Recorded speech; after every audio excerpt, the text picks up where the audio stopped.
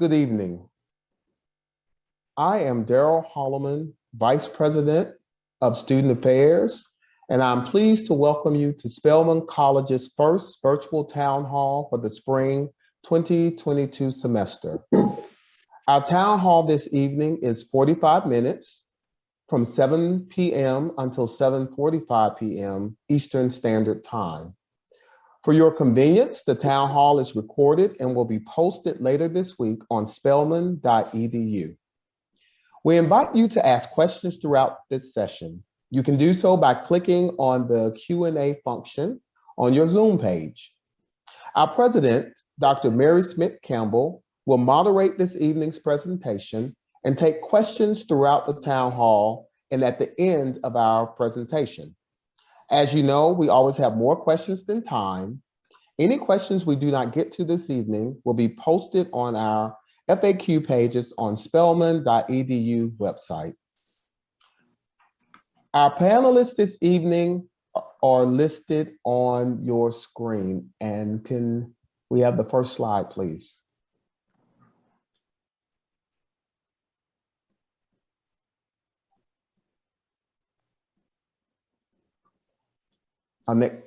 Thank you. In addition to our senior team, we are joined this evening by members of the Spelman College Public Safety Team, Chief Moses Perdue, our Director of Emergency Preparedness, Steve Bowser, and our Deputy Chief of Public Safety, Tony Shavers.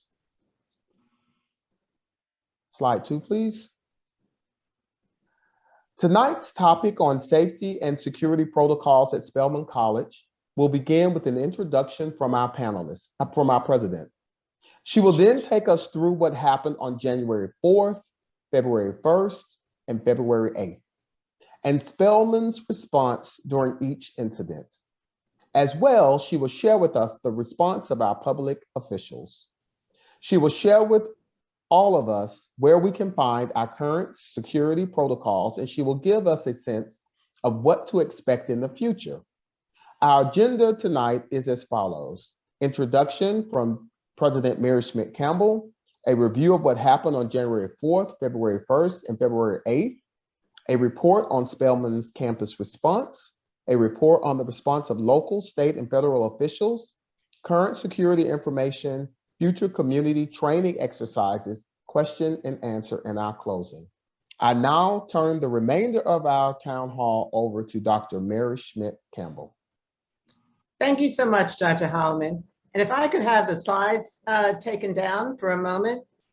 This evening, we are very honored to have a very special guest.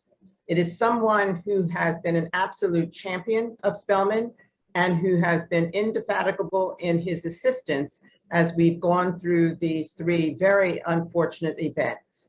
So at this point, I'd like to turn the evening over to our senator from the state of Georgia, our United States Senator, Senator Raphael Warnock. Thank you, Senator Warnock, for joining us. Well, thank you so very much to our president, Mary Schmidt Campbell. It's great to be with you and with the Spelman community. I'm going to be brief because I know that you all have a town hall and I want the students and everyone to have an opportunity to engage here. But I told my team earlier today that I just wanted an opportunity to drop by Spelman, if you will, and say to my sisters, as a Morehouse graduate, class of 1991, proud Spell House experience, that you are on my heart and in my mind, and that immediately after hearing about this, I got to work for you. And so I've been in touch with President Mary Schmidt Campbell, and we'll stay in touch.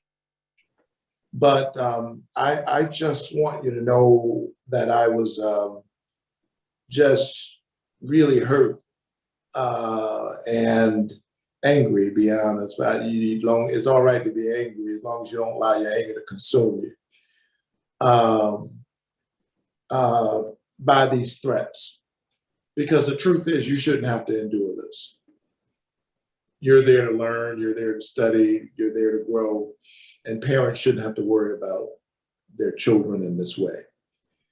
And it has a deep resonance for me as a graduate of Morehouse, as an alum of the Atlanta University Center, and because I know the history of our schools born literally fighting against this kind of terror.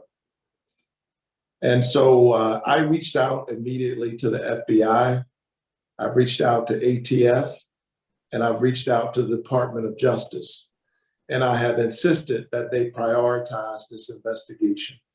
We need to get to the bottom of this. Again, you should not have to endure this. And it is an effort, you know, it's one more assault on your humanity, on our humanity. So know that I will not rest until we get to the bottom of this. And I've insisted on such with the appropriate federal agencies. In the meantime, in my other role as pastor, I hope you don't mind my saying that I am praying for Spelman and for all of our schools and all of our students. But I'm praying not just with my lips, but with my hands and my feet, working on your behalf. I found my voice in the AU Center, in that place where we encourage our students so that they might blossom and grow. So know that we're counting on you, and we're going to do everything we can to make sure that you can continue to learn in a nurturing environment. God bless Spelman College, and thank you so very much for all that you do and all that you represent. Thank you so much for your help, Senator Warnock. We've been in touch with the FBI.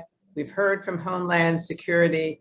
They are stepping up, offering us resources, guidance, help with training, and we certainly welcome your prayers. Thank you.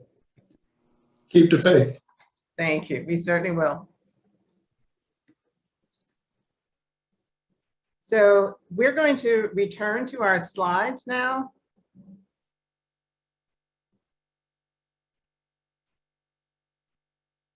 And let's go to the next slide. So I know if you're thinking anything like me, you're thinking that after all we've gone through with the pandemic, that we were all eager to take charge of our lives once again. And we were all, I'm sure, feeling so much promise in this spring semester. And there were so many wonderful things that had already started to happen. We had a visit from our president and our vice president. Our Student Government Association President Jillian Jackson gave a powerful introduction. We had an electrifying conversation with the award-winning journalist Nicole Hannah-Jones, thanks to Dr. Spence and many others. And our Spelman trustee, Elizabeth Gowins, was absolutely dazzling in the way that she handled that conversation. You go around campus and students, the Innovation Lab is bursting with activities. Students are working over in the Victory Garden. We have students working in Math Corps and spell reads. And there was an energy that has really started to come back to the campus. And then, of course, came these threats. Next slide. The first one was on January 4th. January 4th, the college was still on winter break. The call came into the Atlanta Police Department at 5:45 p.m. The APD and K-9 bomb squad immediately arrived and swept the campus and issued an all clear. We sent out an email communication subsequent to that to share with our community what had transpired. February 1st, another threat came. This time, however, our students had returned to the residence halls and in-person classes had begun. This threat came directly to our Spelman Public Safety, and it came in the middle of the night at 3:30 a.m. Once again, APD was immediately dispatched. They swept the campus. They went to all publicly accessible buildings, went through classrooms, And an all clear was issued by around 5:30 in the morning. And by 6:30, we had circulated an email to notify our community of what had transpired. On the first two threats, we learned that other HBCUs had also received threats. After talking to the FBI, however, we learned that it was not only HBCUs, but there were also religious organizations, other organizations that also had received bomb threats, but the media focused on HBCUs. On February 8th, a third threat came, this time again directly to Spelman Public Safety, but this time it came at 9:53 a.m. That's a time when the campus was in full swing, classes were in session, and college operations were underway. On all three occasions, the APD arrived swiftly with a K-9 bomb squad. On the third call, they swept the campus thoroughly and issued an all clear after the sweep. This time, because we were all on campus, the campus was populated, an alert went out at the same time that we called APD. In the last two cases, I contacted the mayor of Atlanta, Andre Dickens, and I requested additional APD patrols to circle the campus, which he immediately dispatched. We have subsequently been working with the Atlanta Police Department, and they were also going to work with us to acquire more cameras and to fully integrate the cameras we do have with their central surveillance system. So those were the three incidents. Now I want to talk a little bit about more in depth about exactly how Spelman responded to the bomb threats. Next slide. In all three cases, what happened was as soon as a threat like that comes in, either to APD or to Spelman Public Safety, our first priority is to get law enforcement here on campus. At the same time, we alert the other AUC campuses, the chiefs of the other AUC campuses, and Dr. Holloman is notified. He in turn notifies me so that together with public safety officers, we can determine what instructions to circulate to the Spelman community. In the case of the most recent bomb threat, the instruction was to shelter in place. We understand that there are some who did not have an alert, and so we really urge everyone to go to the website and sign up for your alert. Make sure your telephone number is up to date. If you are a faculty member, you may, in addition to having your cell phone, also obviously have your landline. Please make sure that both numbers are registered so that we can make sure that it is accurate. If you feel as though your information is accurately entered in the registration, please get in touch with Ingrid Lassiter. Her email address is on the screen, ilassiter@spelman.edu. And she will make sure that your name and number are accurately in our register. We follow those brief alerts. If the alerts are always very brief because we only have 145 characters allowed to us. We follow those brief alerts with a more extensive email. So if you get an alert, please follow the instructions on the alert, but then wait for an email to come, and it will come certainly within the hour with any more detailed instructions. Next slide. I also wanted to share with you that in addition to what we have done at Spelman, we also have had very robust involvement from our local, not so much our state, but certainly our federal response. As I've mentioned, our mayor has been very actively involved, along with working with the APD and the Atlanta Police Foundation. Both of our senators, Senator Warnock and Senator Ossoff, made sure that there was a very robust FBI investigation, which is still underway. I spoke to a representative of the FBI just yesterday to get an update on where they are. They have suspects, but they have not made an arrest. They have had search warrants. They have seized technology. They are interviewing the suspects and their suspects' networks, but they have not yet made an arrest.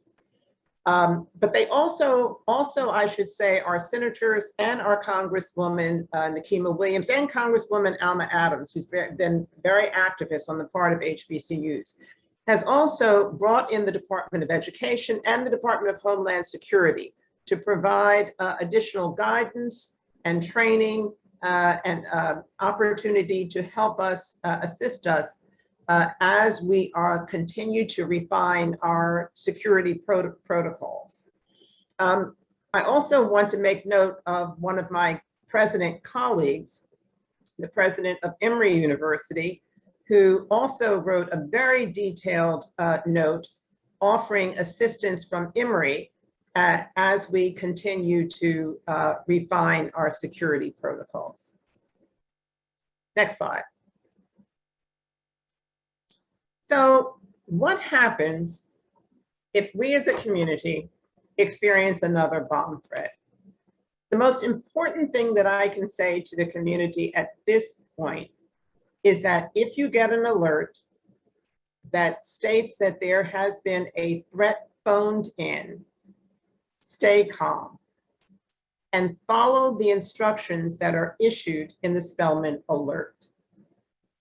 What happened on February 8th is that we issued a shelter in place.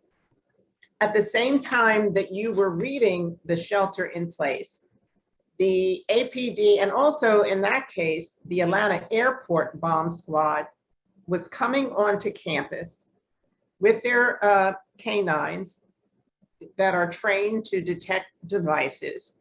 And at the same time, people began to leave their classrooms, their offices en masse.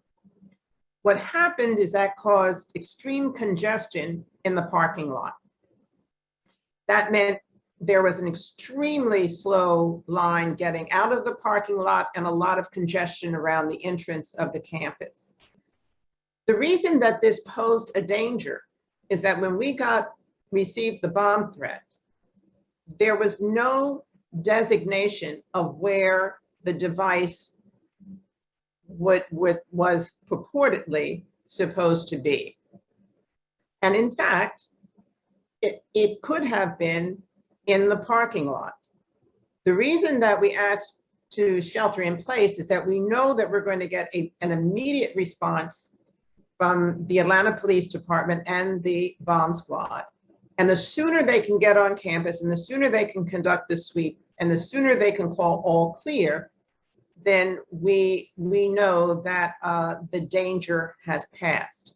And so this made it difficult for us, in fact, to preserve the safety of members of our community. But if in fact you do find yourself in a lab, for example, and you get an alert, make sure that you secure the lab space, close containers, fume hoods, close the sash, close any open chemical containers. If you're in a classroom, the teacher, please calmly stop teaching. Students, await for further instructions that would come via alert. We also send the all clear via alert as well. And in all cases, if you get instructions from any emergency personnel, the Atlanta Police, the Atlanta Bomb Squad, the Spelman Public Safety, follow any instructions also that they give, in addition to any instructions you get issued via Spelman Alert. Next slide.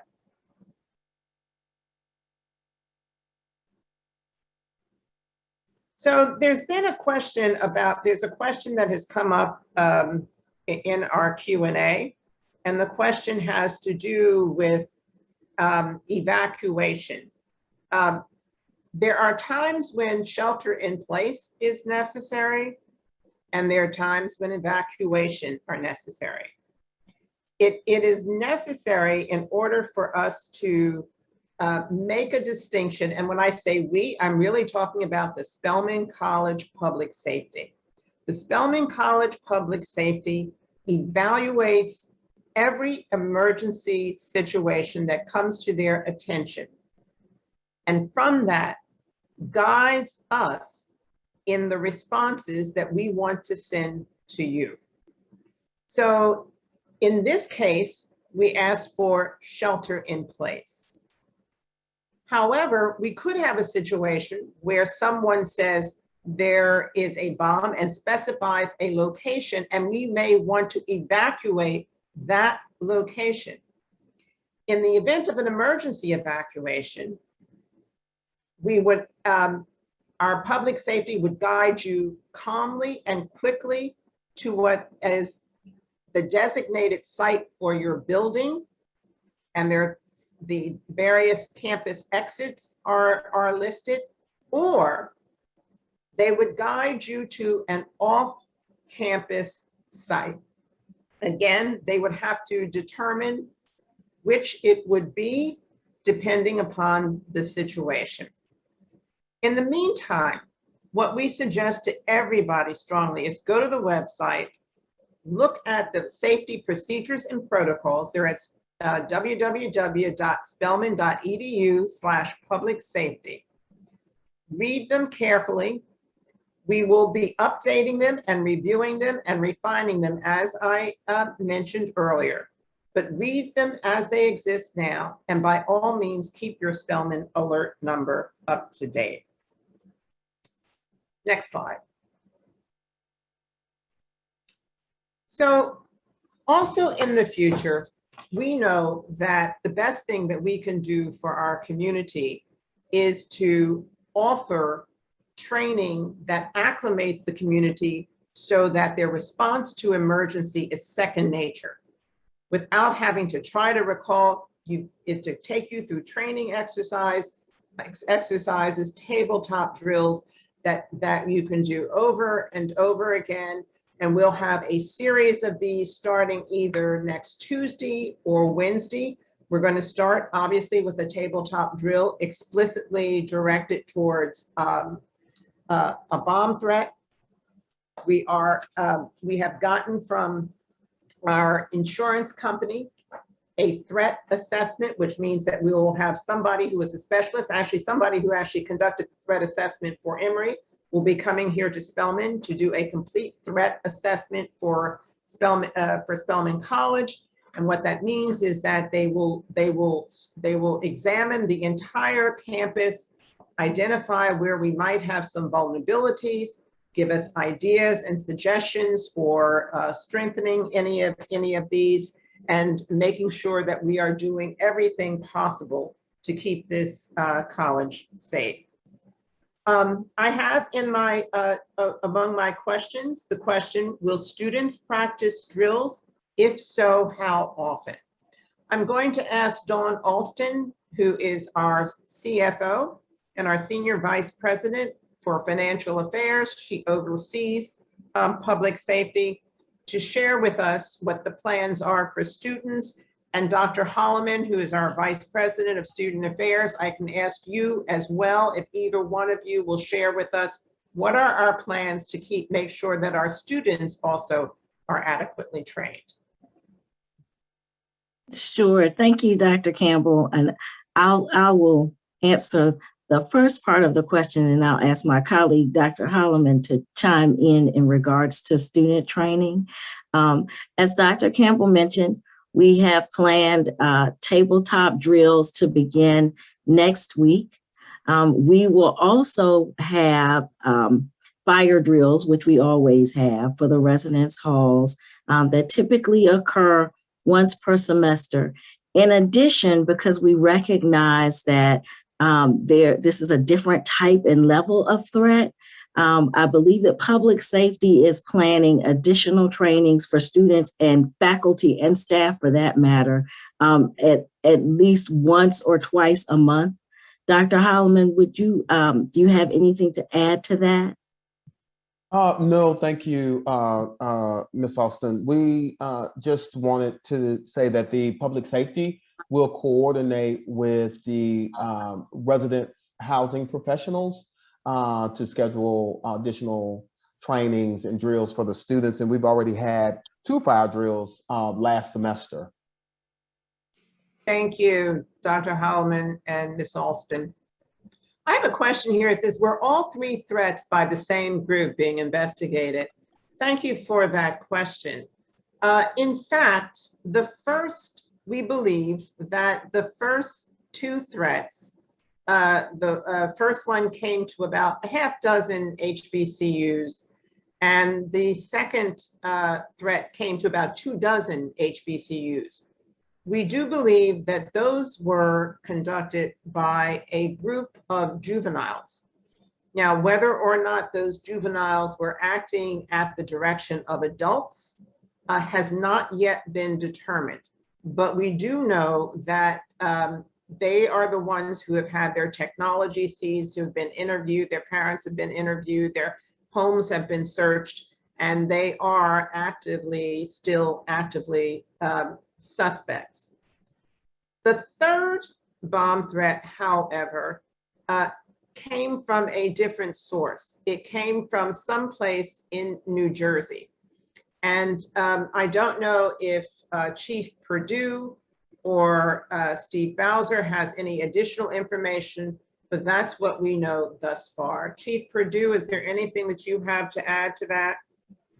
No, President Campbell, that's all the information that we have that you've given them. Thank you. I've also been asked to please continue to send out notifications of what is happening soon as you find out. This must be someone, Dana Herring. Hello, Dana. I know you can't be on site, but you want to immediately go into prayer. Thank you so much. As I said to Senator Warnock, we warmly welcome your prayers. We are one of the things that I requested specifically of our senators was to let the FBI know that we wanted them to keep us informed, keep us up to date. And that was the source of the telephone call that came in to me yesterday. So we are staying in touch with our law enforcement. They are keeping us up to date. And wherever we can be helpful, we are trying to be helpful. As I said, we are working also closely with the city, and so we will be putting up even more cameras. Spelman has about 135 cameras already around the campus. We will be putting up even more. And the real, as I said earlier, the real key is that we are now going to be integrated into the police department system.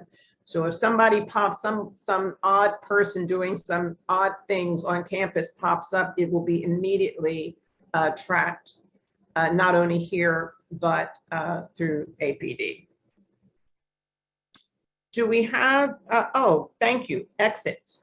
Will the back exit facing Clark Atlanta University be opened in the event there is another emergency requiring evacuation? So I'm going to ask Chief Perdue or Steve Bowser to answer that. If the alert that goes out says evacuation, what will happen with all of the exits around Spelman? Chief Perdue? Yes, these exits will be open. We have our roaming officers that are on patrol. They all carry the keys with them while they're on duty. And in an evacuation, all 3 exits will be open. Thank you. I have another question. This one is for you, Dr. Holloman. It's a question about counseling. And I know this has been a very difficult time for students, faculty, and staff. We heard from the faculty earlier today of how much stress and distress our students are experiencing. And so, Dr. Holloman, do you want to talk about what counseling resources are available and how students can access those resources? Absolutely. Thank you, Dr. Campbell. This is certainly a very anxiety-inducing time, very stressful time. And our counselors on call are available for our students to contact and to reach out should they feel any sense of anxiety or if this causes or has caused some sense of triggering. Immediately the counseling center was involved in the discussion. So as soon as I had spoken to Dr. Campbell, reached out to the counseling center to make sure that they were on alert. We also are having follow-up group sessions for students to be able to process this in a group setting. And so our counselors are preparing to do that. Lastly, one of the things that I wanted to point out that Dr. Campbell mentioned this morning, and I want to thank her for that publicly, Dean Guidry, our Dean of the Chapel, immediately reached out and asked if she could open up the chapel for spiritual healing. And so the chapel was immediately open so that students could also gather there as a sense of collective healing and wellness. Thank you, Dr. Holloman. I appreciate that. We have a very perceptive question from Princess Dandu.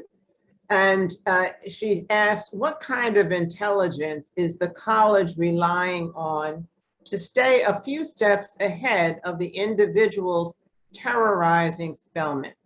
For example, is the college aware that terrorists are likely studying the way we respond as part of their method? If so, how do we subvert their potential actions? Princess, that is a very important question. Today at the faculty meeting, faculty asked us to point out where the cameras are.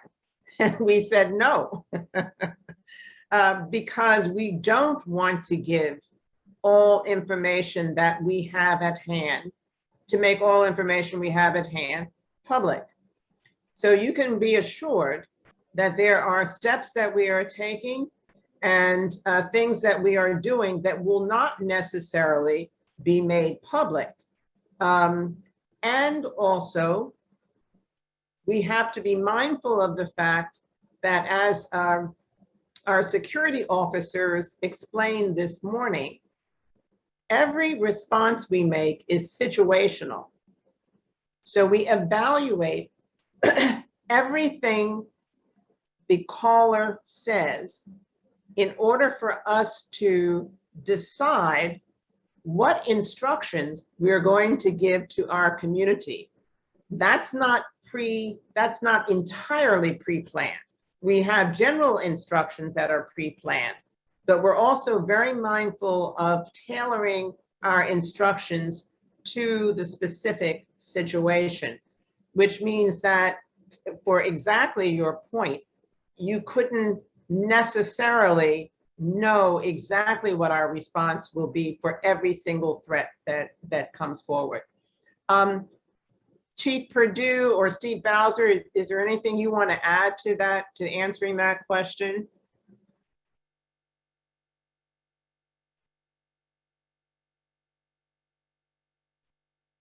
Did I lose them? I'm sorry. Yeah, to not be overly specific, let me say that all of the law enforcement agencies in the metro area have officers who are on patrol looking for suspicious activity. And when they see any, then they go to the VIC, which is the Video Integration Center. They attempt to see if this individual or group of individuals may be seen in multiple locations and what their behavior is. So there is behavioral monitoring going on all the time from all of the metropolitan Atlanta law enforcement units. Thank you. So we have a question also from the Maryland, DC area. Jimmy Okonola is asking what new measures is Spelman putting in place to ensure that security is ramped up and the students feel more safe and secure while on campus. He says you don't need to divulge those measures. By the way, just want to know for the purpose of peace as a parent. I understand completely, Jimmy. I live here on Spelman's campus. I'm here 24 hours a day. I live here at Reynolds Cottage. And when they did the sweep, the dogs came into Reynolds Cottage and went through my house as well. So I understand this is very, I understand viscerally the feeling of uncertainty that everybody is experiencing right now. I will say this, we have gotten an extraordinary amount of response from highly trained expert law enforcement agencies that are right now working with Chief Perdue, Director Bowser, on making sure that all of the policies and procedures we have are refined and are functioning at the highest level. I will say that. Steve, do you want to add anything to that?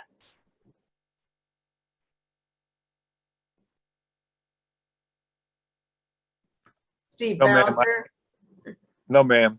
That's enough said, and thank you for the support. Let me say that I've been in the Atlanta University Center for many decades, and your administration has been the most supportive of public safety of any that I've served with. So the community should know that we are constantly reviewing and updating both our policies and procedures, our training, our equipment, and looking to continue to be at the cutting edge in all areas that impact community safety and security. Thank you. Here's an important question, Connie Boswell. What measures are in place for individuals on campus to report suspicious activity? Boy, is that an important question. Steve, do you want to take that? Sure, I will say that the Spelman community has traditionally taken very seriously their responsibility to protect themselves and each other. And we frequently get calls about suspicious persons, which are immediately investigated. So one of the points that we make over the years is that when there is a concern for which you think law enforcement or security should be involved, call us first because we're here. For many years, we used to tell people, don't call 911, call us. We found that became impossible once everybody was walking around with a cell phone, and the first thing they would do would be pick up the phone and call 911. That doesn't happen as often anymore. People realize that when they're trying to get a quick response, we're the quickest possible response because we're right here. So thank you, Steve. So we have a number of questions about the back gate. As you know, the back gate has been closed, particularly during COVID. When I first came to Spelman, the back gate was always open and you could just walk out the back gate and go down the promenade and go to the library. But since our campuses have become more closed because of the pandemic, that back gate for the past 2 years almost has been closed. I'm going to ask you this, Dawn, are there any plans to reopen the back gate to make, and if so, restricted hours or from time to time? The observation is that students who do walk to the library would then be able to get back more easily. Thank you, Dr. Campbell. We do plan to reopen the back gate. I will need to defer to either Director Bowser or Chief Perdue as to when we may be able to reopen the gate, because it needs to be staffed, and what hours we might be reopening the gate. Right. Let me say that there's several issues. Number one, the ability to, as closely as possible, enforce our COVID screening is supported by closing the Greens Ferry Gate and having only one primary entrance onto campus. The other issue is that our neighbor, CAU, has kept their gate that leads to the promenade closed for all of that time. And it would require us working out a negotiation with CAU, who also has a staffing issue, about when that might be possible. We would like to see us back in full operation as soon as possible, but in the interim, let me say that we implore our students, use the library shuttle. It is available during its regular hours and during reading and exam periods, 24 hours a day. That's the way we'd like to see you move to and from campus to the library whenever possible. Thank you. I have another question about the investigation, and it's coming from Carolyn Bird. And Carolyn Bird, I have to say, I had the same question myself. It says, if it's known where these threats are originating, why is it taking so long for closure of these threats perpetrators being brought to justice? Here's my guess. I won't say this is what the FBI told me, but I think I know how to read between the lines. My guess is that they suspect that even though these may be juveniles who are actually making the calls or making the threats, that these juveniles may be linked to some other network that is a network either of adults or some other organized group.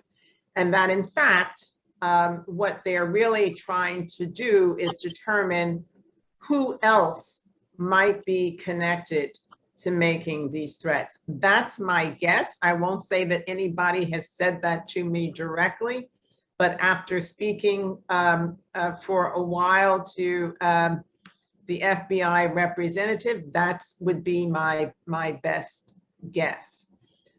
There's another question that has come in about the shuttle. Are there any plans to have the Spelman shuttle to access other areas of Atlanta safely, considering the COVID safety challenges with using public transportation? Dawn, do you want to chat about what we're investigating right now as we speak? Sure. We are actually investigating if we can expand the route for the shuttle at the moment. The shuttle is actually run by Woodruff Library.